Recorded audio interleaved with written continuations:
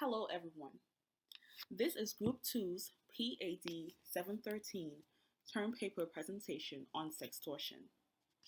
We will be focusing on the case of underage Ashley Reynolds and how she was sextorted by 31-year-old Lucas Michael Chancellor.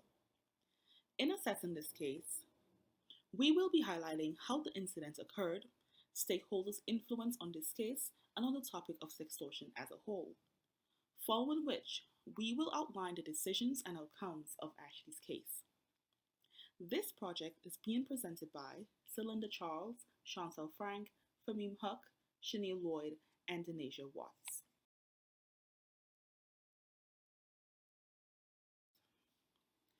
We tend to think of cybersecurity as a problem for governments, major corporations, and people with credit cards and identities to steal, but little do we know that this is a growing problem for our children.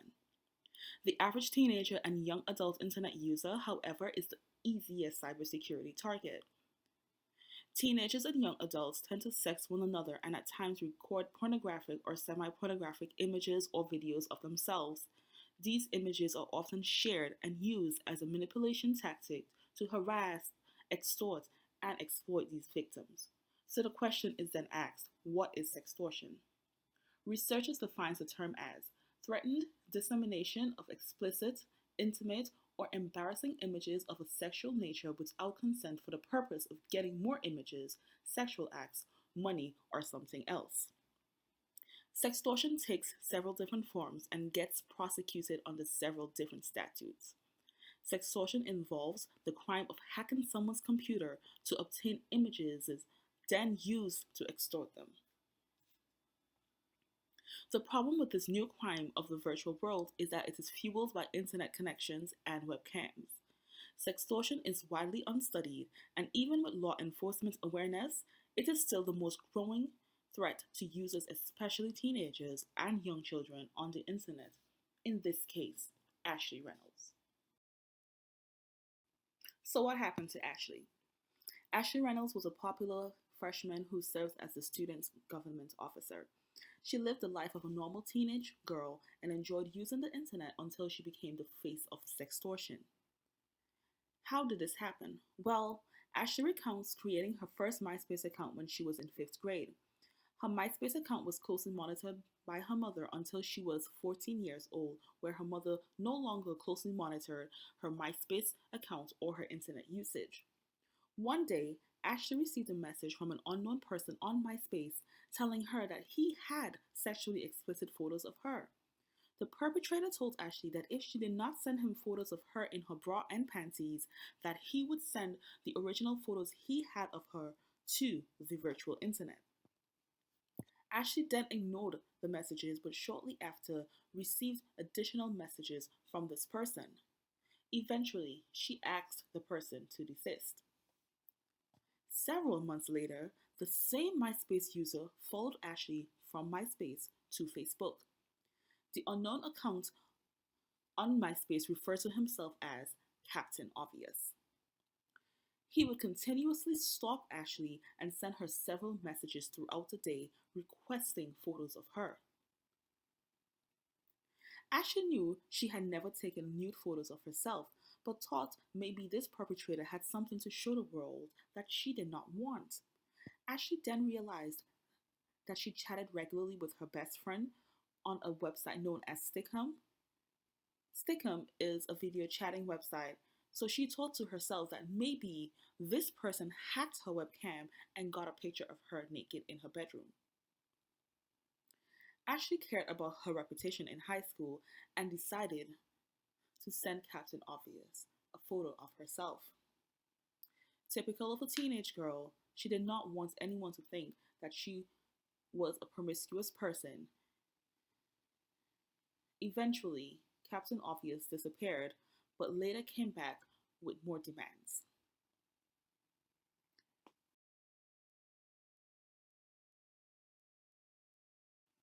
Ashley's mother, Angela Reynolds, became aware of the situation and began snooping on her daughter's computer. Ashley then let her mother know what was going on.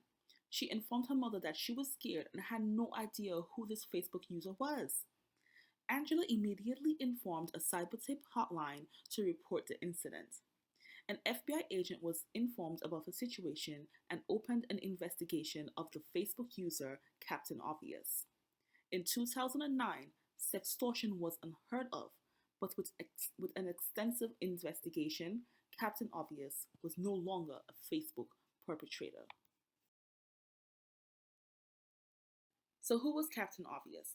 Captain Obvious turned out to be 31-year-old Lucas Michael Chancellor of Jacksonville, Florida. Chancellor preyed on hundreds of teenage girls through several social media sites by claiming to be a friend or an admirer. The victims were told that he had sexually explicit photos of them or even webcam videos of them exposing themselves.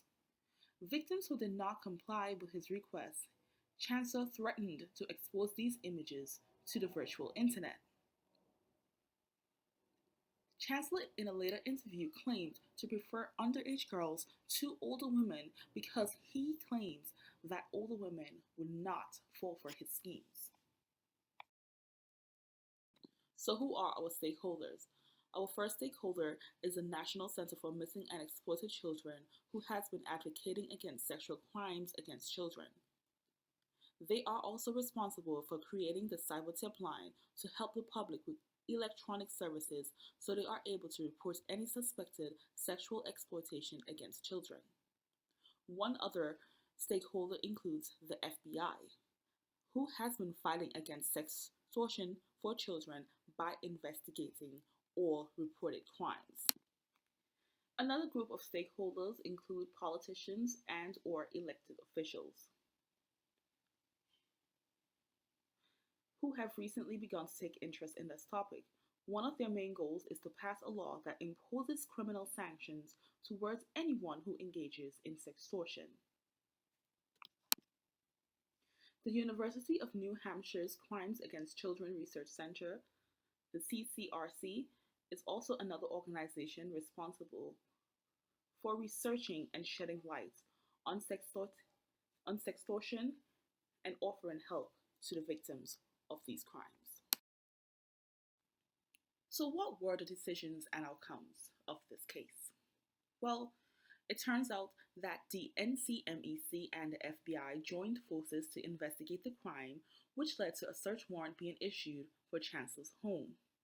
There, they confiscated all his computer equipment, and it was later found that he had approximately 80,000 images and videos of over 350 girls he was also sextorting.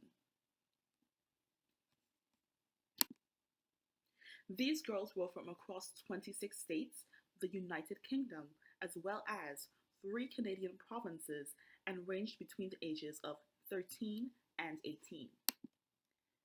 In an effort to conceal his identity and location, Chancellor used a total of 135 different online IDs between the years of 2007 and 2010 to approach his victims.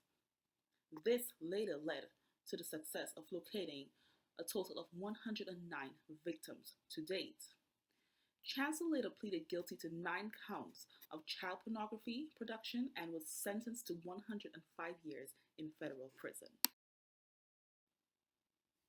Following the sentencing of Lucas Chancellor, the FBI continues to work on locating the remaining victims and has provided tips on combating online child sexual exploitation. According to their website, they have located 109 victims that took the efforts of over 250 investigators, analysts, victim specialists, child forensic interviewers, and community child advocacy centers. Today, organizations such as the NCMEC and CCRC continues to provide advocacy work by urging policymakers and technological companies to take actions on these threats against our youth. Elected officials are also beginning to take an interest in the topic. One of their main goals is to pass a law that imposes criminal sanctions on anyone who engages in the act of sextortion. So how do we combat sextortion? Well, the FBI provides some tips of combating online child sexual exploitation. First, the person you think you are talking to may not be the person you really are talking to, as was the case of Ashley Reynolds. Secondly, do not send pictures to strangers or post pictures of yourself online that you will not show to your grandmother. Again, in Ashley's case. Lastly, if you are being targeted by an online predator, tell someone. In this case, tell your parents. This is the end of Group 2's presentation. Thank you for your time and thank you for listening.